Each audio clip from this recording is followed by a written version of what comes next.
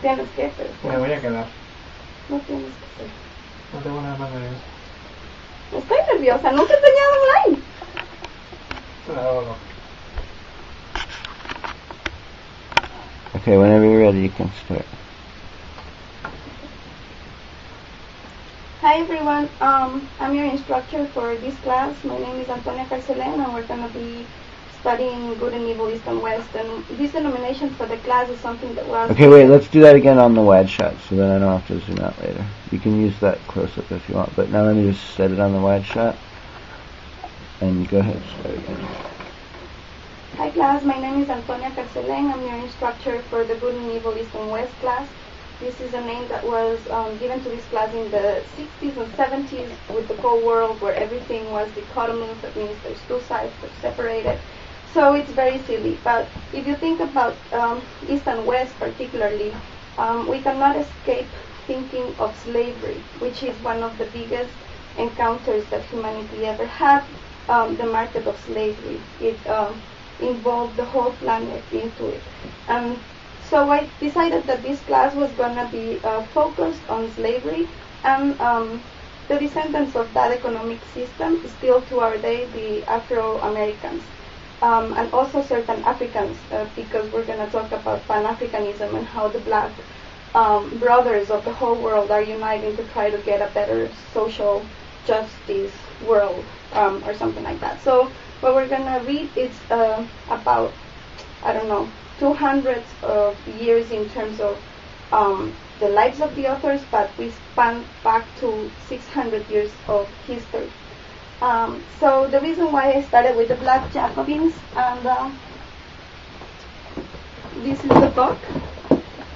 The Black Jacobins, it's written by C.R. James, and that is important because James, it's a Caribbeanist and he's a Pan-Africanist, and but most importantly, he is writing in a sort of way that you get a one-level story and a second-level story. It's important also because it goes back to the 15th, 14th centuries, and it explains slavery. But when you read this, you can really have a type of novel, but it's actually history, so it's interdisciplinary, which is something you need to be aware of. But also, very importantly, it has Marxism basis, and that was really forbidden during the Cold War in the United States, and he was invited during that time, and I think it's very important that he got away with it. So if you read the first 3 chapters of the book, they are called the slave owner, it is the property, the owners, the parliament, and property. And these are the basis of Marxist methodology. So when you're reading, you have to think of methodology. Methodology is the structure behind the book. How are you going to tell the story? And this is a Marxist methodology. So you're talking about the means of production. Like who owns the means of production? The factories, the machinery. Nowadays, the technology. And the property is who is the mass, the class. The Marxism always talks in terms of class. The problem is that even though James was a Marxist, he has a very important component that Marxists do not talk about, and it is the ethnic component. Okay, so that will get you introduced to the class. And then we're going to have other books to read. This is Wationgo's book, where I got one of the chapters you're going to read. You have MSSR, another Pan-Africanist, also a leader of the movement of negritude. You have a poet, and we are going to unfortunately read him on translation, Nicolas Guillen, but you can access his books in Spanish anyway, if you read it. If you read Spanish, you have Frantz Fanon. We're going to read 2 chapters of this book. We're going to read this whole book, which is Kincaid's My Garden book. And she lives actually right here in Massachusetts. No, actually in Vermont. She moved to Vermont. So here it is. And one of the other novels is Toni Morrison, The Bluest Eye. What else do we have?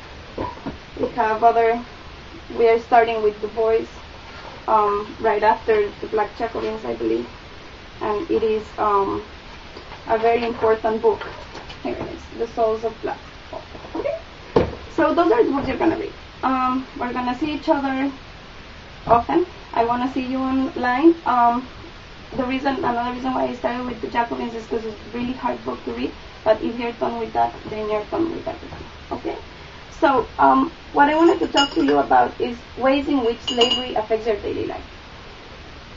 Even though it has been abolished for a couple hundred years, it is something that is in everyday products. For example, tobacco. Tobacco was the industry that based slavery in the United States, but not so in Latin America. In Latin America, you have sugar.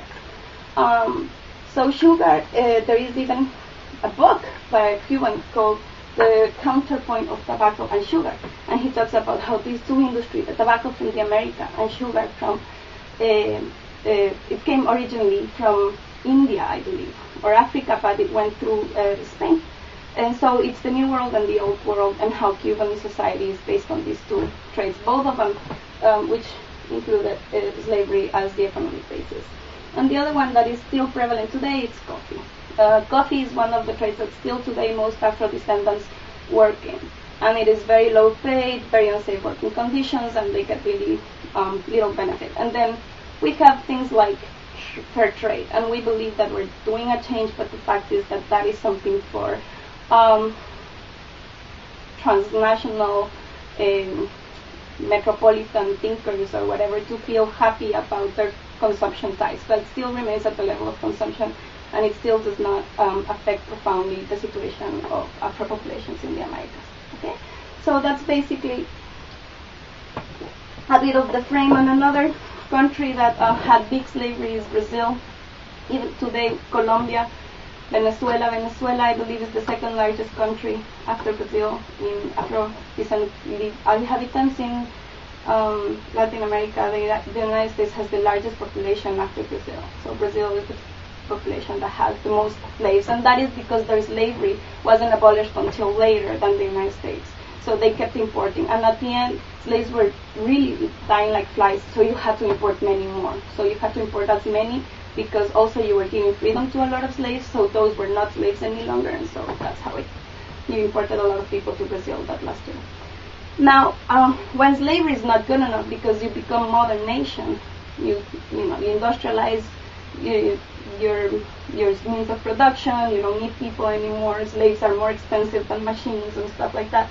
I mean, after all, you have to pay your trip into the Americas and things like that. So after we have that, then we have this modern invention, which is the nation. And one very important book that I think you should be aware of is The Imagined Communities of Benedict Anderson.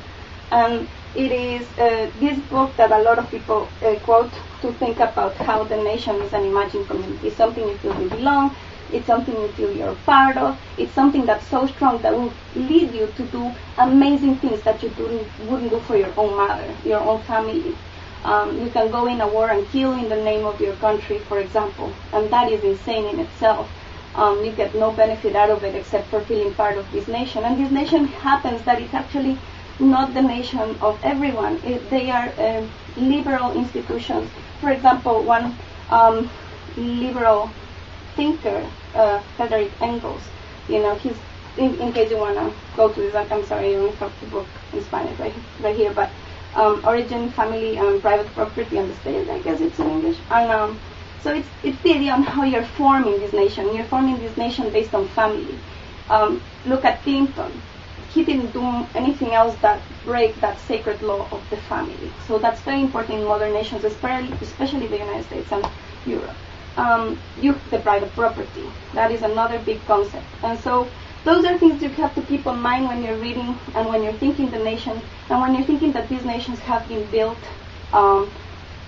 exploding other people on the base of race and on the base of class, and then who gets education and who doesn't and stuff like that. So what we're going to do is go together through these readings and hopefully try to understand in a better way the globalization and the world today as we know. Thank you.